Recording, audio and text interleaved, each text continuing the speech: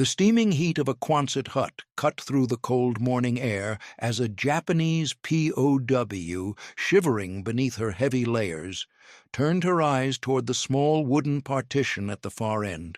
Behind it, the smell of soap and warm water hung in the air. The women had been told their captors were monsters, cruel, merciless beings who would strip them of their dignity, who would humiliate them in ways beyond imagination. But here, in this camp, the myth began to fracture. One lone cowboy, his boots heavy in the dirt, had created an unauthorized bathing area, an area meant only for him, a private retreat. But when a mistake brought a group of women into his space, they saw something they never expected: a man treating his own needs with dignity, offering a bath to women who had been starved of it for months. As the women entered, their shock was palpable. This was no cruelty, but a shock to everything they had been taught. It was the last thing she expected. They had been told over and over that the Americans would be cruel, that captivity would strip them of their dignity, that it would be unbearable. But here, in this camp, the myth began to fracture. One lone cowboy, newly assigned to the camp and no more than a few years older than herself, had created a space for himself, a private retreat, a bath. It was meant only for him. But when the women found themselves there, brought in by mistake or out of necessity, the sight before them was something they could not reconcile with the enemy they had been taught to fear. The cowboy had made no effort to hide his actions. His bath area was simple, a section of the Quonset hut with a few towels, a tin basin, and a barrel of water heated over a fire. It wasn't anything extraordinary, but to the women, it was nothing short of an affront. They had expected whips and shackles, starvation and insults. Yet here was a man, an enemy soldier, creating something for himself, something private, something human. The women stopped in their tracks. They had been trained to believe that the Americans were animals, that surrendering to them was worse than death. For years, they had been fed the belief that they would be stripped of their dignity the moment they were taken prisoner. But this was not cruelty. It wasn't even indifference.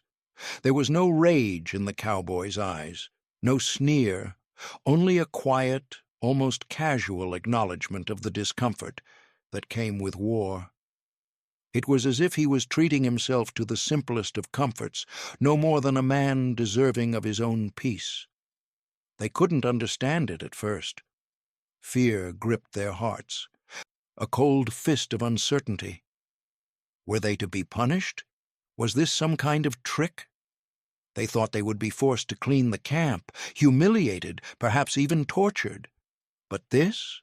A bath? A space for himself, meant for rest and quiet? It was a symbol that threatened to shatter everything they had believed about their captors.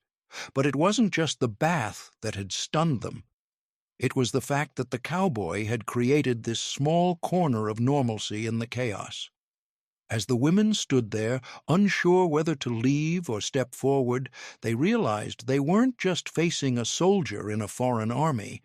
They were staring at a man who wanted, like them, to be clean, to be human again. And in that instant, something shifted. What if the brutality they had expected was not real? What if the Americans weren't the monsters they'd been taught to see them as? The cowboy, unaware of the turmoil he had ignited, continued his task. He glanced over his shoulder, saw the women, and simply nodded, a brief, impersonal gesture of acknowledgement. It wasn't kind, but it wasn't cruel either. He wasn't there to punish them, but to maintain his own sense of normalcy in a world gone mad. He didn't see them as enemies. He didn't see them as anything at all. He only saw people who, like him, needed a moment to wash away the dust of war. As the women hesitated at the entrance, the reality of their situation began to settle in. The idea of an enemy who could provide something as simple as this, something as basic as dignity, was so foreign. It was almost unbearable. They were suddenly confronted with the possibility that they had been lied to all along. If this was not the enemy they had been warned about, then what was?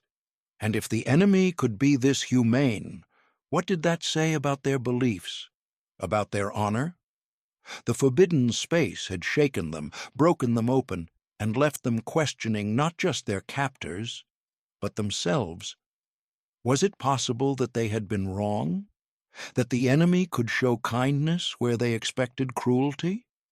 The realization had come not through violence, but through a simple, unauthorized bath. None of them moved at first, staring in disbelief at the simple arrangement in front of them. The Cowboys' bath area was a small private corner of the Quonset hut, barely more than a few wooden planks for a floor, a tin basin, and an old barrel of water heated by a fire. There was nothing grand about it, nothing that suggested it should have any meaning. Yet to the women it felt as if the very ground beneath them had shifted. They had been taught to view the Americans as ruthless, cold, and brutal. But this man, this cowboy, was not that, and they could not make sense of it. Their war-torn minds had been conditioned to believe the worst about their captors, about all of them, especially the Americans.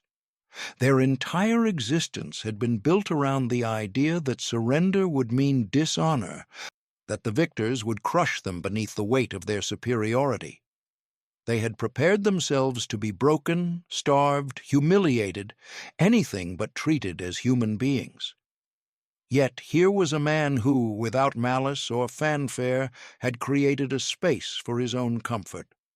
The simplicity of it all, how normal it felt, was more unsettling than anything they could have imagined.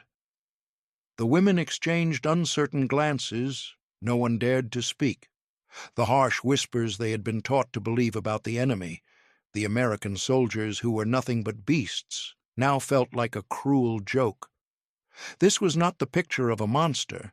This was a man who, like them, wanted something as basic as a moment of peace. He was unremarkable in a way that made their assumptions feel absurd. The image of the brutal American they had carried for years began to crumble with every passing second. How could this man, who was their enemy, be so indifferent to the hatred they had been raised to believe in? It didn't make sense. Finally, one of the women stepped forward, her feet heavy with the weight of centuries of doctrine. She did not want to move closer to this space, did not want to feel what she knew she was already starting to feel.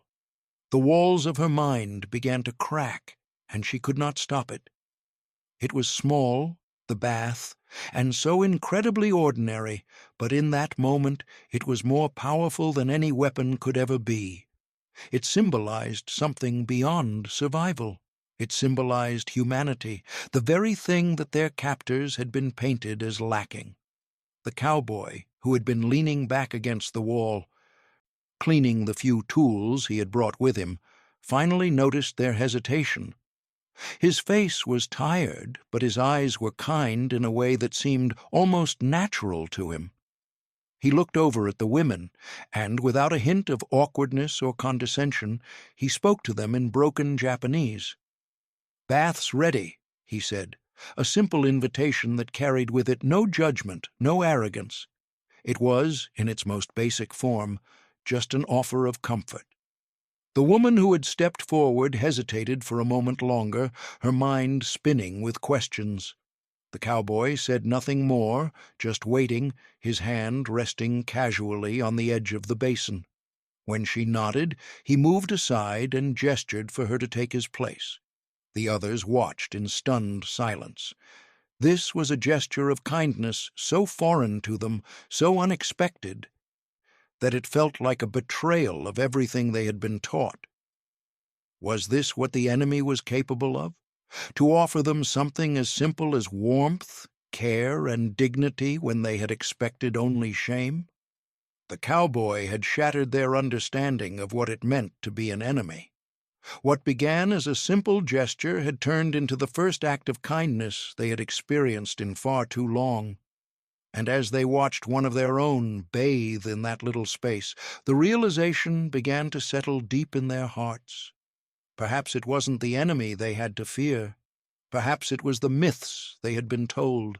Days passed, but the memory of that first bath, and the kindness with which the cowboy had treated them, lingered like an unexpected warmth. It was a subtle shift, one that didn't happen all at once. At first, the women tried to ignore it, pushing the thought to the back of their minds. But there was no erasing the feeling that had bloomed in their chests. It was not just about a bath. It was about dignity, normalcy, things they had long since stopped expecting from anyone, especially not their captors. The cowboy's actions were unauthorized, of course. He wasn't following the rules of war.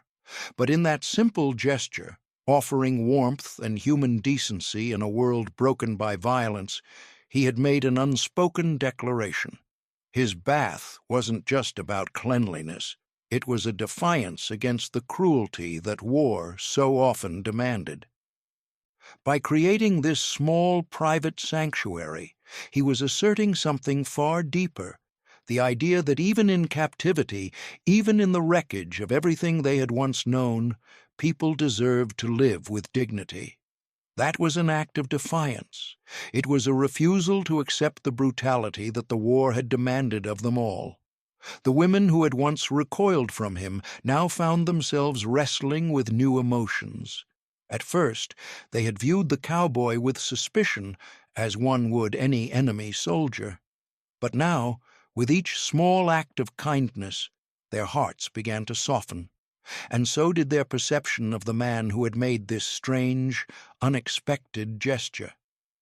He had shared a cup of coffee with one of them, smiling in a way that disarmed the hard walls they had built around themselves. He had given them warm clothes when they were cold, his hands steady and professional, treating them not as prisoners, but as human beings. These moments, one after another, made it harder to reconcile the image of the ruthless enemy they had been taught to see with the man in front of them. For the women, receiving kindness from the enemy stirred something far more complicated than simple gratitude. It was guilt that crept in first, followed quickly by relief. How could they accept this kindness when they had been raised to believe that the enemy was nothing but a source of suffering? How could they feel any sense of relief, knowing that their own people were still waging war, still fighting for honor, while they sat here, eating meals offered by those who were supposed to be their tormentors? It felt wrong, yet it felt undeniably human. As they found themselves thinking more about the cowboys' actions, there were other ripples, quiet revolutions that began to spread across the camp. No longer were the women simply waiting for the next round of orders or the next hardship to endure. They began to question everything, their assumptions about the enemy, their role in the war, even their sense of honor. Could it be that the very idea of suffering as proof of loyalty was a myth? Were they expected to endure pain simply because they had been taught that it was the price of honor? It was no longer just about survival. It was about being treated with respect, something they hadn't experienced from their own officers, much less from the enemy. With each small kindness, the women found themselves changing, not just in the way they saw the cowboy, but in how they saw themselves. Would they continue to hold on to the painful beliefs about honor and war? Or had those beliefs begun to unravel piece by piece in the warmth of a stranger's simple gestures? Each act of kindness by the cowboy forced them to reckon with the humanity they had buried beneath the weight of their suffering, and the consequences of that reckoning would echo throughout the camp, shifting the way they viewed the enemy and themselves forever. But despite the warmth that had begun to blossom in their hearts, a stubborn resistance lingered among the women. They could not let go of what they had been taught, no matter how many small acts of kindness they witnessed. They had been raised on the ideals of loyalty to their country, to their emperor, and to the unforgiving code of honor that demanded suffering. The notion that mercy could come from an enemy, especially from the Americans, those they had been taught to see as the embodiment of cruelty, was unbearable. To accept such kindness felt like betrayal. Some of the women, despite the gnawing hunger for comfort that the cowboy's bath symbolized, refused to bathe.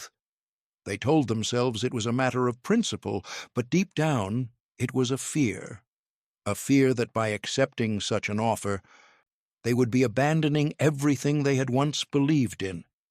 One woman, her face drawn tight with pride, spat out bitter words when the subject of the bath came up again. "We are not animals," she muttered. "To accept this is to be less than what we were meant to be." The words stung, but no one argued. It wasn't just about the bath. It was about everything that came with it. To accept mercy was to question the very foundation of their identity, the weight of their cultural upbringing. The unspoken expectation to endure without complaint clashed violently with the reality of their situation. They had been taught that to suffer was to prove loyalty. But here, in the midst of captivity, that idea felt wrong. In the cold, quiet nights, when the camp fell still, the tension grew. Each woman lay awake in her bunk, wrestling with the same conflicting feelings. They had been taught that to surrender was disgrace. They had been taught that survival meant death, and death meant honor. But here, with the cowboys' simple acts of kindness, the notion of honor was slowly being stripped away, piece by piece, like the layers of dirt that had once caked their skin. Yet the pull of survival was strong. Their bodies, starved and weary, ached for warmth, for food, for the care they had not known in years. And even though they resisted it, there was a gnawing recognition that something had shifted. The realization that survival didn't always have to be brutal was starting to eat away at their pride. In their hearts, they began to question whether their suffering had been worth it. If their devotion to a broken code had led them only to more pain, then what had they been fighting for? It wasn't long before one woman finally broke. Her name was Yuki, a quiet, reserved figure among the group who had carried the weight of tradition on her shoulders.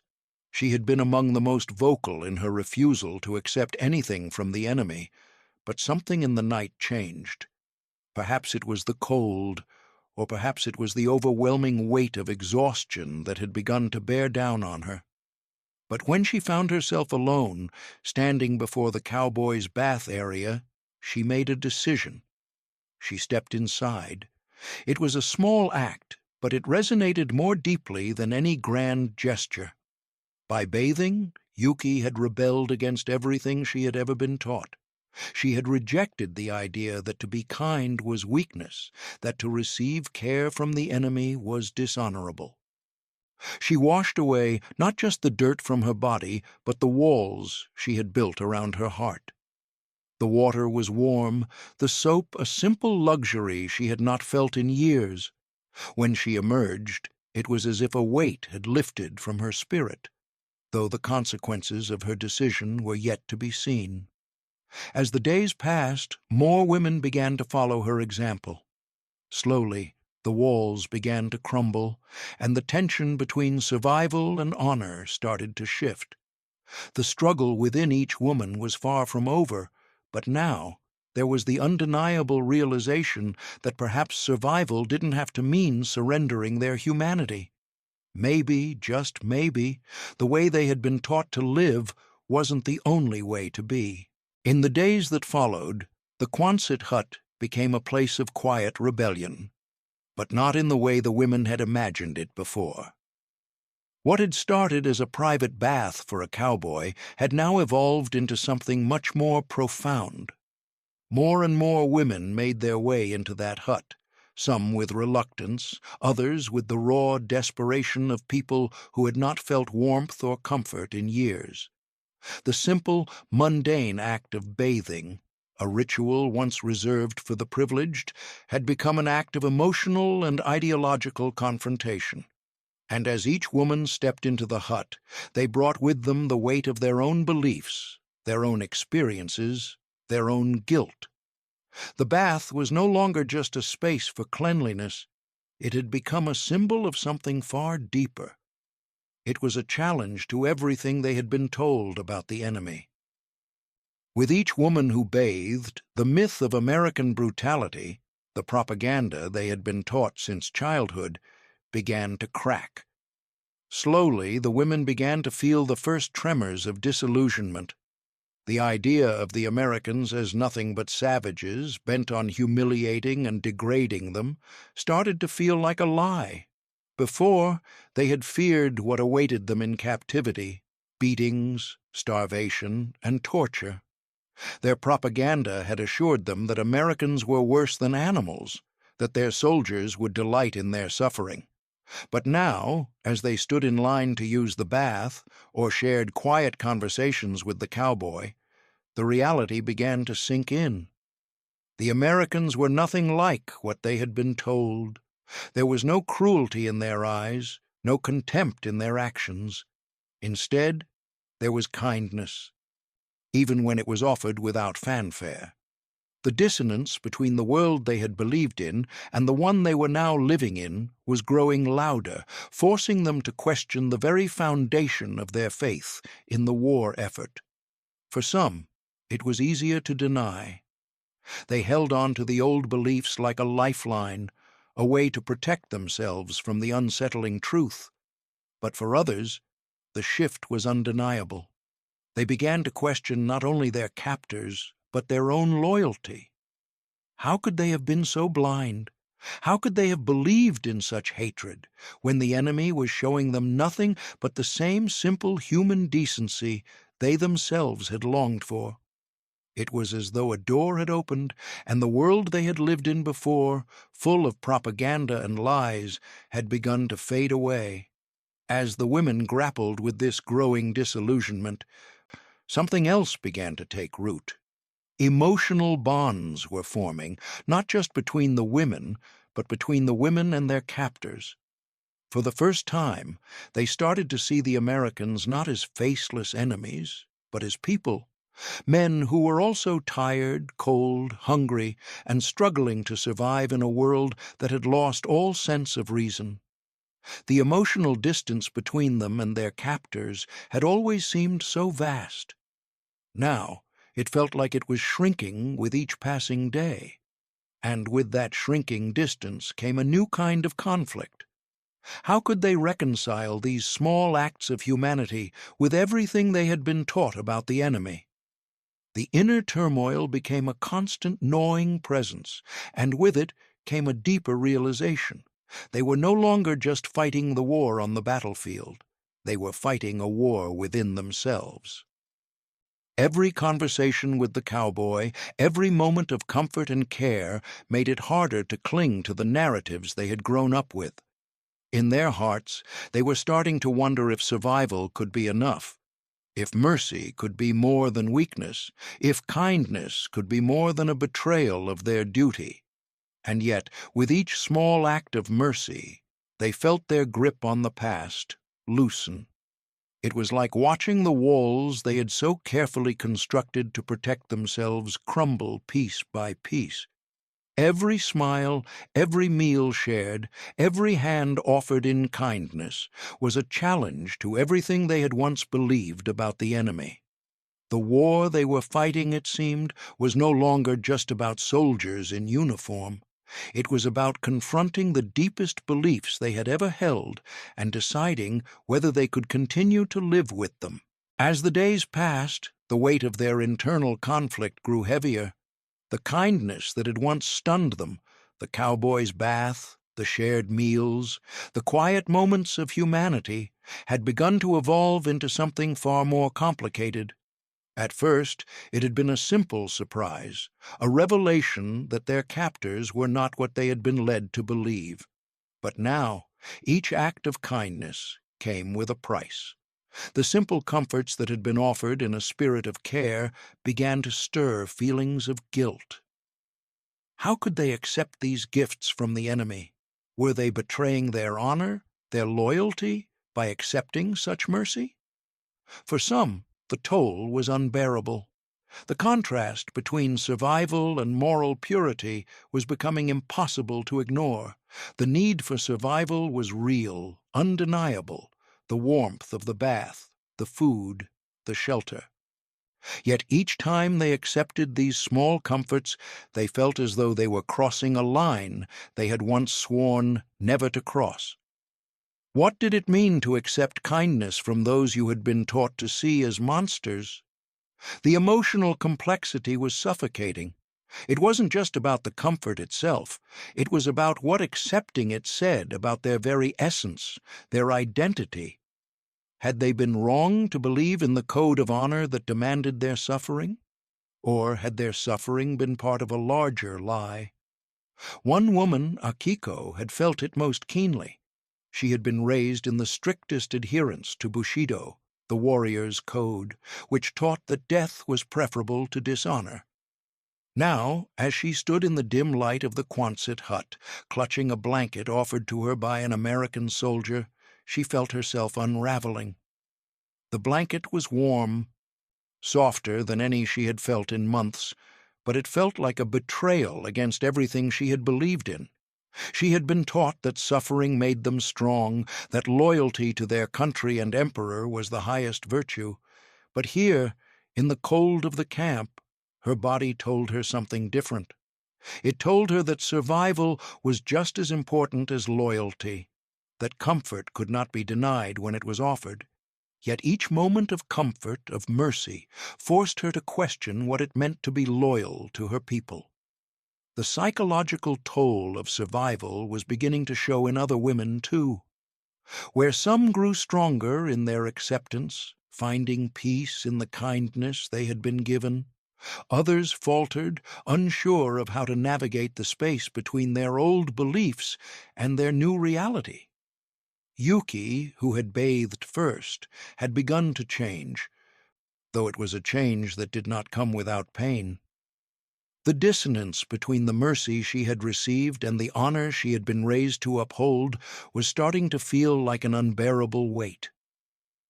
Could she reconcile these two parts of herself, or would she be forced to abandon one to embrace the other? The emotional complexity deepened. The kindness from their captors wasn't just about survival. It was a challenge to their very identities. To receive kindness from those they had been taught to hate was to question everything they had ever known. Were they betraying their nation, their family, their emperor? Or were they simply choosing to live? And so the women found themselves at a crossroads. They had been forced to confront the very core of their identity, and in doing so, they had started to understand that survival was a far more complex thing than they had ever imagined. It wasn't just about staying alive, it was about reconciling the truth with everything they had been taught, and the emotional cost of that reckoning would stay with them for the rest of their lives. As the war drew to a close, the atmosphere inside the camp shifted. There was no longer the same tension that had gripped the women when they first arrived, expecting only brutality. Instead, the days passed in a kind of quiet resignation, a tentative hope that had taken root in their hearts, despite the horrors they had endured. But it wasn't until the final act of kindness, the unspoken gesture from the cowboy, that the full weight of their transformation became clear. The gesture was simple, yet profound. It was something so small, so subtle, that it almost went unnoticed at first. But to the women who had been caught between two worlds, it marked the end of one chapter and the beginning of another. One morning, just days before their release, the cowboy walked into the camp with a small bundle of clothes. Without a word, he handed them to the women, fresh, clean garments. The simplicity of the act struck them harder than anything else. He had given them something they had not expected to receive, not from him, not from anyone. These clothes were not just fabric. They were a symbol of their final transformation.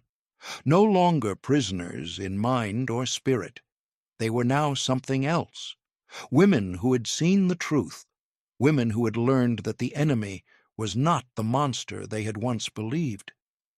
The final emotional breakthrough had come. The women no longer viewed the American soldiers as faceless enemies, as representatives of a distant, merciless government. They saw them now as individuals, people who had their own wounds, their own struggles. In a way, the cowboys' simple act of offering them clothes was the closing gesture of a long and painful journey. It marked the moment they truly understood the power of kindness, even in the most unlikely of places. The shift in perception was profound. For the women who had once believed that the enemy was nothing but evil, to accept this act of mercy was to break free from the chains of their own indoctrination. No longer were they trapped in the world of black and white thinking. The cowboy had shown them that even in the most brutal of circumstances, humanity could still find a way to reach out. The captors, once seen as the embodiment of cruelty, now stood before them as men who had merely been caught in the same war, struggling with the same fears and uncertainties. The psychological toll of this realization was heavy. They had spent so much of their lives hating the Americans, fearing them, and seeing them as monsters. And now, as they stood at the edge of the camp, ready to leave, they saw them as people. But this transformation came with its own cost. It was not easy to reconcile the image of their captors as men with the image they had been taught to believe. It was hard to shake off the memories of the war, of the destruction, of the suffering their people had endured. They would leave the camp, but they would not leave unchanged. The women found themselves standing in front of the same barbed wire fences that had once defined their world. But now those fences seemed insignificant. They had learned to see beyond the barriers, to recognize the humanity in their captors. As they walked away from the camp, no longer prisoners but survivors, the world ahead seemed both uncertain and open. The emotional cost of their transformation had been high, but in the end they had learned something profound about themselves, about war, and about the capacity for change. They left not as victims, but as women who had been forever changed by the kindness of those they had once feared. The enemy had shown them mercy, and in doing so they had come to understand that the real battle was not against the other side, but within themselves. The return to Japan was not the homecoming they had once imagined. The women, once proud and resolute, returned fundamentally altered. They had left as victims, but they had returned as women who had seen the world through a new lens, one that had shattered their old beliefs. The emotional aftershocks of captivity rippled through them as they crossed the ocean, their minds struggling to reconcile the truth they now carried with the expectations of their homeland. Japan was a nation still reeling from defeat, its cities in ruins, its people desperate for hope. But for the women, the very landscape of their homeland had changed. The war they had fought for had been wrong, they now understood, and the enemy they had been taught to hate was not the monster they had imagined. The journey back was a quiet one. The women kept to themselves, their minds heavy with the memories of the camp, the kindness of their captors, and the realization that their worldview had been upended. They had been raised to believe in a national pride that demanded absolute loyalty, even in the face of brutality. Yet now they saw that pride had been built on a foundation of lies. The dignity and humanity they had been taught to value had never come from the homeland they had fought for. It had come from their captors, the very enemy they had been told to despise. This realization was both liberating and crushing. They had learned that the capacity for mercy and honor existed beyond national borders, that their own suffering had been in vain, and that the world was far more complex than they had been led to believe. For some women, the return was bittersweet. They could not shake the guilt that came with abandoning the ideals they had fought so fiercely to protect.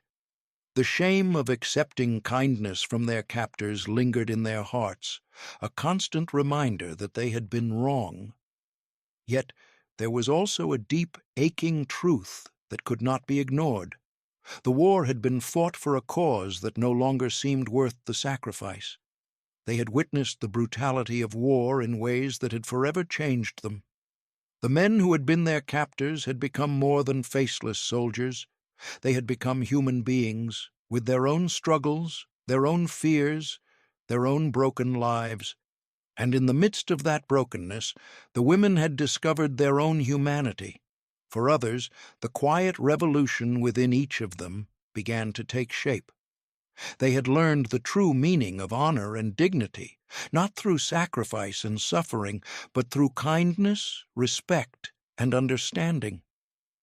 In captivity, they had formed new ideas about what it meant to be human, to be worthy of respect, and to live with dignity. They began to question the very definitions of honor they had once held so dearly. Honor, they now understood, was not about blind loyalty to a country or a cause, but about treating others with humanity, something that had been sorely lacking in their past. The world they returned to was divided, caught between the war-torn remnants of the past and the uncertain future that lay ahead.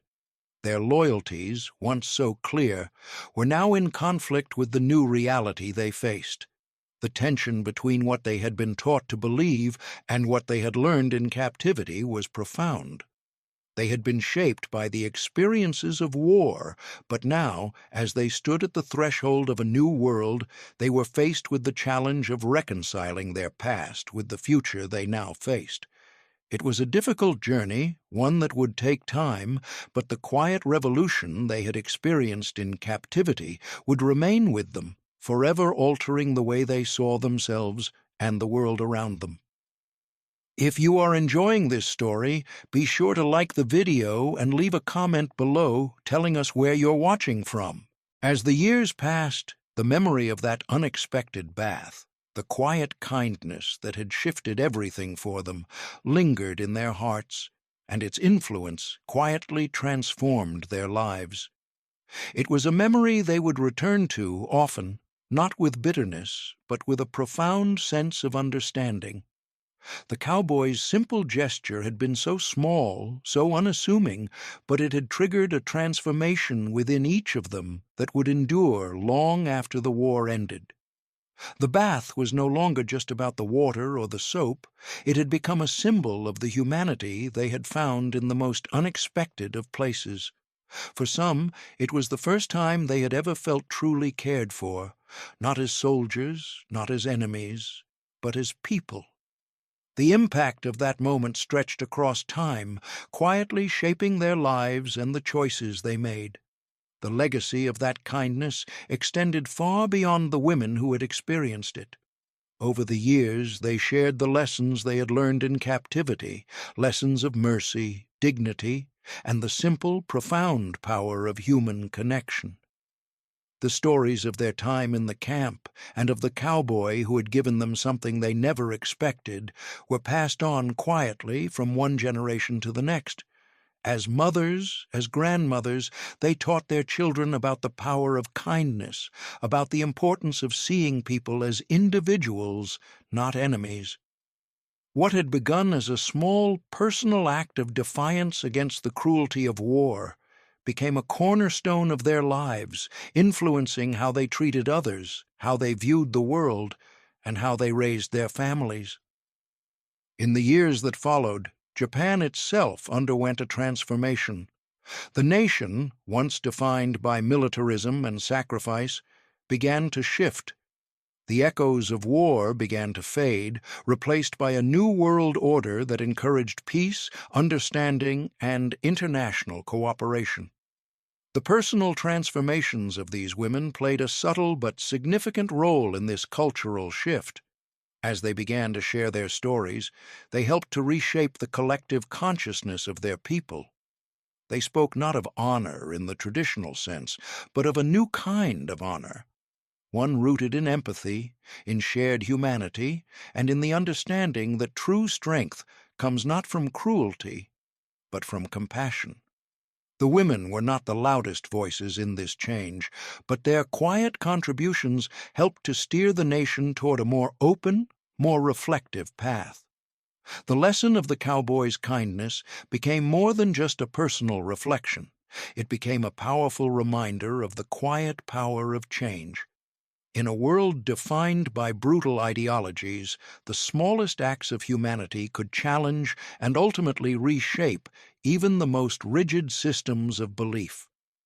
The cowboy had taught them that true transformation often begins with a simple gesture, an act of mercy, a moment of understanding. He had not sought recognition or thanks. He had merely acted in the way that felt right to him. And yet, the ripple effects of that one act spread outward, touching the lives of the women in the camp and the lives of those they would later influence. Looking back, the women realized that what had begun as a moment of vulnerability, standing in front of an enemy soldier, accepting kindness from the very person they had been taught to fear, had become the catalyst for their own transformation. They had learned that kindness could break through even the thickest barriers of hatred and fear, and they had learned, more than anything, that humanity transcended borders. It was a lesson they would carry with them for the rest of their lives, quietly passing it on, just as the cowboy had passed it on to them. The cowboy had taught them that true transformation often begins with a simple gesture, an act of mercy, a moment of understanding. He had not sought recognition or thanks. He had merely acted in the way that felt right to him. And yet, the ripple effects of that one act spread outward, touching the lives of the women in the camp and the lives of those they would later influence. The camp was now empty. The once cramped quarters, filled with the weary, anxious women who had arrived there, broken and afraid, were now silent. The Quonset hut stood alone, its steel frame weathered by time, but still intact. The floor that had once echoed with the shuffle of hesitant footsteps was still, the space now devoid of the emotions that had once filled it. The memories of the women's arrival, their uncertainty, their fear, hung in the air like ghosts. But now, as the seasons passed, even these memories were slowly beginning to fade. It was here in the hut, in that small, simple space where the cowboy had made his unspoken gesture, that everything had changed. What had started as a moment of surprise, the bath, the warmth, the unexpected kindness, had become a quiet revolution. The women had come to the camp expecting cruelty, having been taught that their enemy was ruthless, incapable of mercy. But instead, they had found humanity in the most unlikely of places. That one small act had begun a journey that none of them could have foreseen, a journey that would ultimately transform them and the way they saw the world. Now, as they walked away from the camp, they understood that they were not the same as the women who had first arrived, scared and filled with hatred. They had been reshaped by their experiences. The world they had left behind was a different place, and they too had changed. The emotional arc that had begun with their arrival, full of fear and anger, had come full circle. No longer did they view the world through the lens of propaganda and myth. They saw it for what it was, a place of complexity, of both cruelty and kindness, of enemies who could show mercy and friends who could turn away. They were no longer captives of a broken system. They were survivors, transformed by their own choices and their own capacity for change. The legacy of the cowboys' unauthorized bath lived on quietly but powerfully. It wasn't a legacy that was shouted from the rooftops or celebrated with grand speeches. Instead, it was a legacy passed down in small, subtle ways. It lived on in the women's actions, in the way they treated others, in the way they raised their children, in the quiet dignity with which they moved through the world. They had learned that kindness, even in the darkest of times, was a force stronger than hatred. They had learned that one small act of mercy could unravel the most deeply held beliefs, and that the path to true survival did not require the abandonment of humanity, but the embrace of it. As the years passed, the women faced a world that was changing around them. The echoes of war, though still present, began to fade. Yet the scars they carried from their captivity remained. Those scars were not the ones they had expected, physical marks of torture and pain. Instead, they were the scars of a world that had forced them to question everything they had once believed. And, though those scars would never fade completely, they carried them with a new understanding. War, in all its complexity, had forced them to face the most difficult battle of all, the battle within themselves. But they had survived it. And in the end, they understood something simple, yet profound. Humanity survives and thrives, not in spite of its darkness, but because of its light. The cowboy had shown them that even in the most unforgiving circumstances, a single act of kindness could ignite a change that would ripple through time. If you liked this story, be sure to like the video and leave a comment below telling us where you're watching from.